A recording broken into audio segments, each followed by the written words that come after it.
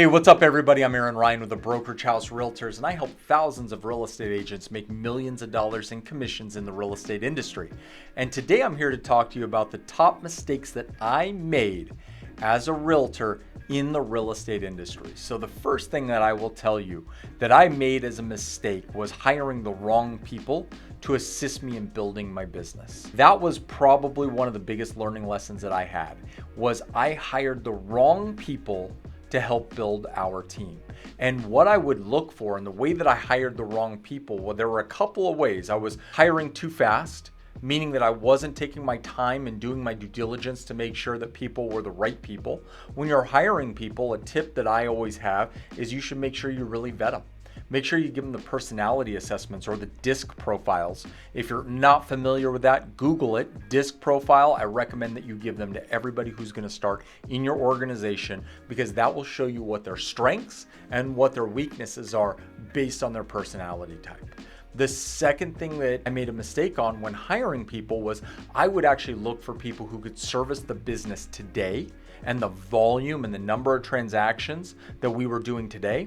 And I wasn't hiring people for the business that we wanted in the future. So their ceiling was really low. And then when we grew, they couldn't grow with us. And that was a problem. So one of the things that I will give you encouragement and advice on is hire people for the business you want, not the business that you have today. And a lot of times that'll mean stretching what you pay them, stretching on the training that you provide for them, and allowing them to be able to have autonomy to be able to make decisions in the business that will help the business grow. The second thing that I would say that I made a giant mistake on in the real estate business, and it has to do with clients and customers, was not setting the expectations up front about what was going to happen to their property. And that's a rookie mistake that a lot of realtors make. They'll tell somebody or a potential seller that, you know what, your house, great house. They get in the ether of the moment. They tell them everything's going to be great, everything's going to be awesome, and we're going to sell your house fast. And then you put their house on the market and the house doesn't sell. If you set that expectation up with the client, that if your home doesn't sell in the first 2 to 3 weeks, we're going to have to sit down and talk about making a price adjustment to bring it down into line with what actual market conditions are. It puts you in a much better position if you have a challenge selling their home once you do get it on the market. So they have a clear expectation of what's going to happen if they don't get a lot of traffic, or they don't get a lot of showings, or they don't get any offers. So setting expectations up with clients is so critical. Probably the last thing that I made the mistake on when dealing in the real estate business was not maintaining great relationships with realtors.